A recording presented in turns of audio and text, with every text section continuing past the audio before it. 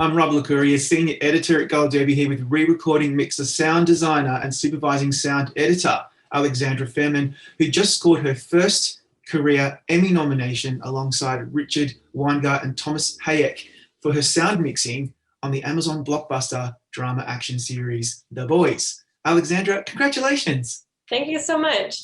We're very excited. I mean, it's a huge honor to be nominated by the TV Academy. Where were you when you found out? I was actually in bed and a fellow sound mixer went ahead and called me, and he called to congratulate me, and he himself was also nominated. So I was very excited to hear that news. I knew the nominations were going to be announced, but I didn't know what time. And I was happy to have that good news come just in the morning. You know, I mean, it was kind of like touch and go because, as you know, The Boys is such a phenomenon, and yet, unfortunately, it flew a little under the radar for its first season at the Emmys, but this season finally broke through. And so it was so thrilling, I assume, for the three of you to be up for a nomination in such a competitive field. So how have you been feeling ever since the nomination? Have you been walking on cloud nine, or are you just getting on with your life and not thinking about it? A little bit of both. Of course, we still have mixing to do, but I've been really excited. I'm so honored to be nominated by my peers in this group, because the first round of nominations is peer groups only. And it feels really nice to have that work recognized. We do put a lot of work into The Boys. Every sonic detail is heavily magnified on our stage, and we talk about everything. And so to have this project be the one that is recognized for our hard work, it really feels great. So let's talk a little bit more in detail about the work. So for dummies like myself, while we appreciate the differences between what a sound mixer and a sound editor does day to day, it'd be really interesting to know, what are the primary contributions that a re-recording mixer such as yourself makes to a show like The Boys? So with The Boys, we have an incredible sound editorial team. I'm not on part of that team.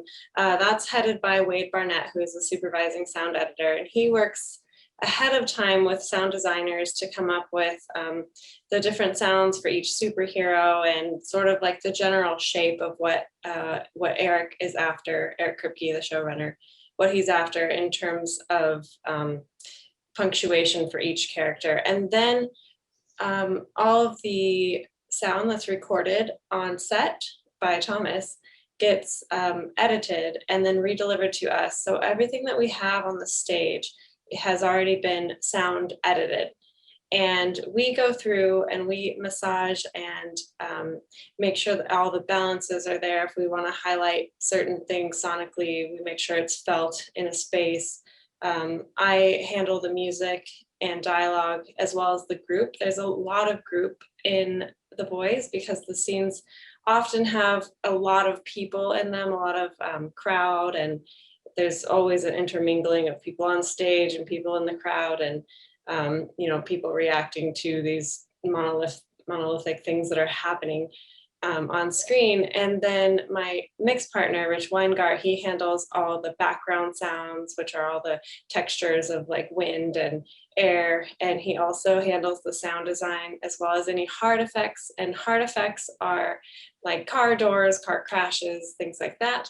And he also mixes the Foley, which is recorded by a Foley team who puts everything that's like an organic human-made sound into the show. So anything like a footstep or a door handle, or drinking out of a mug and setting it down, that type of thing. So all of that comes together in tiny little region groups onto our stage, and we mix it all together. It's incredible the amount of work that goes into sound that so many people, so many of the audience probably don't realize, but they don't realize it because the work is so well done. It's so immersive. And I think that's the strength of really good sound design, is how immersive it can be. And on this show, I want to talk a little bit about some of those aspects you've mentioned that you worked on.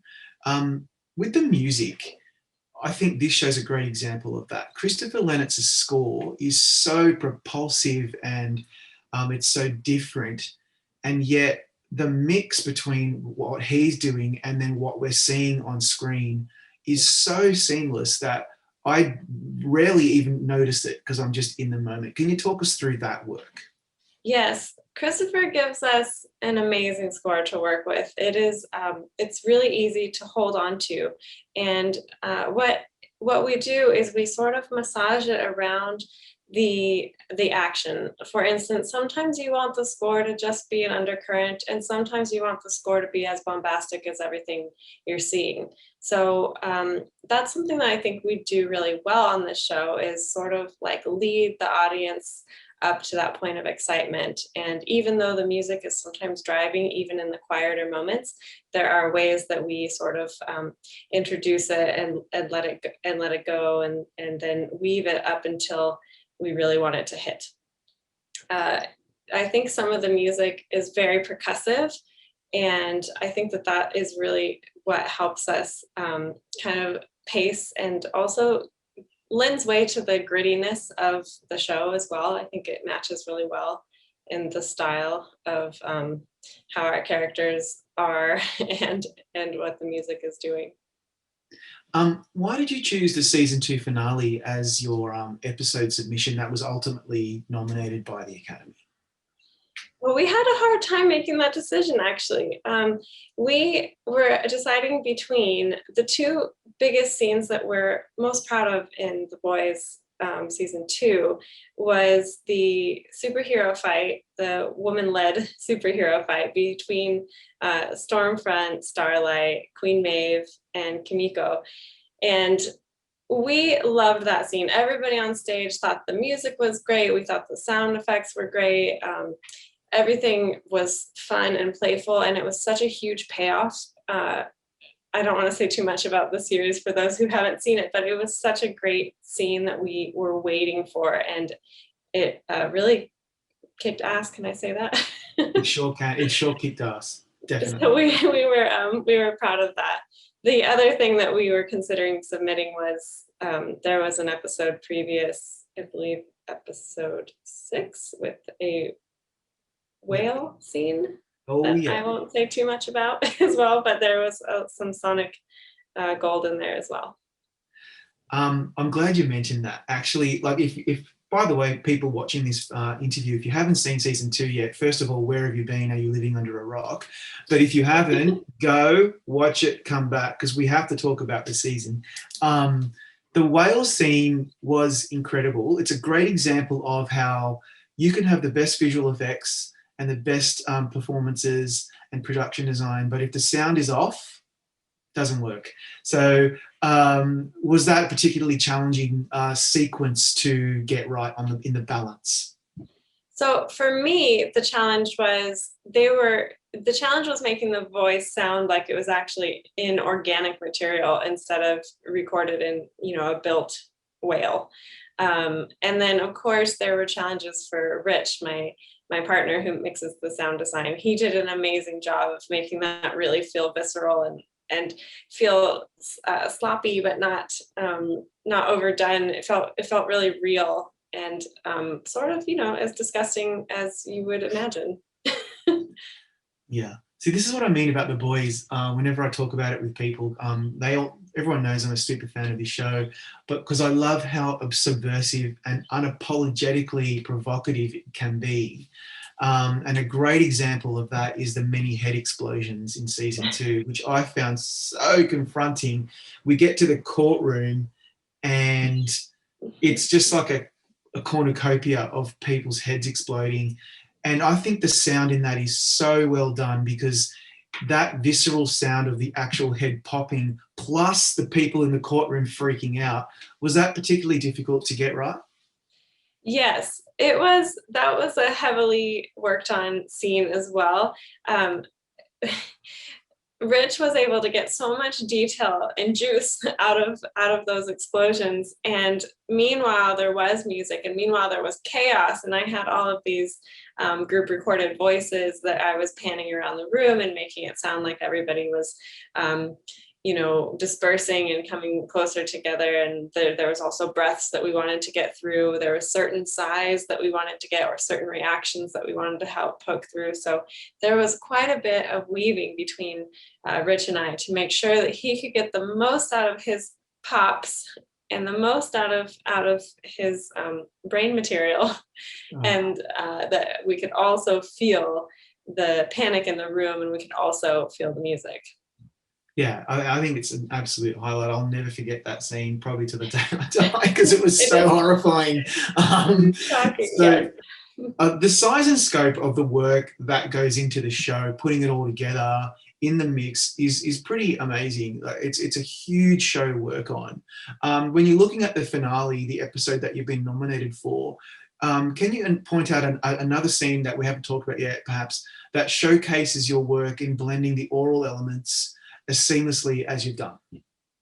In the finale? Yeah. Actually, we had the very last scene of the series was a little bit difficult because it was a wind down and it was also a reveal. And we had, we were cutting back and forth quickly from an office to a street. And it was important for us to make that as smooth as possible so that you're still paying attention to what is being said, because there's quite a bit of information being shared there. And there was a lot to be done about clarity and making sure that the point was made. So I would say that was something else that we worked on quite a bit, is making sure that dialogue was heard, wrapping up the season there. That reveal and finale just blew my mind, and it made me realize that there's not enough episodes of this show. And I'm sure they were so tiring to work on and exhausting, and because they're so full on. But I think it'd be better if we had a 20 episode season of The Boys, because we just didn't get quite enough. I think so too. So I'm thinking that every department wants a piece of Eric Kripke. He's the showrunner creator. He's the guy who is running this show. And I just wonder, what's the highlight of working with him? What does he bring to the table for the sound team that you really value? He brings everything to the table. I love working with Eric. He knows exactly what he's looking for in the sound mix, and he's really pushed us to be the best mixers that we can be on stage, because the bar is constantly rising. There's constantly an interchange of 100 things happening at a time that have to each have their own place to play. So we're always trying to find ways to really be extremely detail oriented, make sure everything and every point is seen and heard. He is extremely detail oriented, which I love, especially in sound, because sound has so many details to look at and to hear. And he is somebody who really wants to make sure it's the best that it can be. So he'll have us go through and ask us exactly what we have, what we're playing, where it is in the room, if there's a possibility to make one thing stand out more than the other. He wants things to be felt. He wants things to be gross. He's very much a fan of sound, so that's what makes it really fun to work with him as well. And I think because he has such a specific vision, that's why the show turns out as well as it does, because the quality is in every department. You can see, in my opinion, of this show, it seems like every detail along the way in every single department is treated the same way that he treats sound. Yeah, and everyone's bringing their A game, which is, I think, it's one of the main reasons I think why the show's become such a hit. It's regularly topping streaming charts. It doubled its viewership from season 1 to season 2, and even the critics got on board. It's at like 97% on Rotten Tomatoes, which is staggering for a show in this genre. People love the show not only because it's based on a popular comic series, graphic novels, but it's also really, really compelling and well done. How do you feel about how the show has become such a phenomenon and how it's so popular? Have you noticed a change? Oh, definitely. During the quarantine, during the beginning stages of COVID, I actually went to London to work on something. And I was amazed at how many people told me that they said that they signed up for Amazon Prime just to watch The Boys, and that it had, that it was, everybody was completely impressed that I worked on the show. And last year I found that I was explaining to people, oh, you should watch this show. It's great. It's a really cool show. And some people had heard of it, and some people had maybe, watched it, but hadn't really finished it. And it's really interesting to see that the people who started watching it in season 1, when season 2 came out, I think it sort of reminded them to go back, and people got totally hooked, it seems. And I'm so happy about that, because we were hooked in season 1. It's so cool to work on a show that I personally would be obsessed with myself. And so it's been really cool to watch it grow. And yes, definitely I've noticed a difference. Does it make a difference that, this would be for anyone working on any series. You've seen how the sausage is made behind the scenes. And so that what you've seen it all in the various stages. Does it make any difference for you to be able to enjoy the show as a viewer? Yes, actually, I would be lying if I said no. Now I make it a point to watch the cut before we start mixing, because we've sometimes been challenged with time, not always, but sometimes we have to really divvy up the time in a productive way so that we can make our deadlines. And I always watch the show ahead of time to see where the busiest places are, to see how we can pace ourselves in the mix to get the most out of it. And when I watch it that first time, I am thinking about the sound. I'm thinking about the opportunities. I'm thinking about what the music might be like in the scene, because oftentimes it has temp music when I'm watching it. And then I get to the stage and we really dig in, and I see details, and I find all these tiny genius things that are, planted within the show visually and in the story. And then even still, I'm thinking about the sound and how we can make it better. But now I've grown in appreciation. But this last time I watched the series, I actually binged the series myself when it came out. I was still in London, and I watched it as a viewer, and I really enjoyed it. And I was able to disconnect a little bit since I had already been through it. And it was a different experience for me to watch it, especially because we did mix some of them out of order. So it was really impactful for me to see, which is why I'm not sure if the whale's in episode 6 or 4. But it's really impactful to watch it, in order from front to back, and see it for a finished product. Yeah, and connect with the characters and the narrative. Yes, and that's yes. ultimately what this show is supposed to be. Yeah. So you're still in production on season 3, I assume post-production now, I guess. Is that right? We will be working on season 3 coming up in post-production. So pretty soon. I'm not sure when. Okay, I can't imagine that you can tell us anything at all about the season, but for what you do know, can you suggest perhaps maybe whether Eric Kripke has upped the ante again, or are we going to be blown away? What do you think? I can only imagine that he's upped the ante again. That is 100% his style. I've heard some really cool things about the season. I can't say anything specific, but I do know it's going to be this show. Based on the history, it just gets bigger and better as it goes.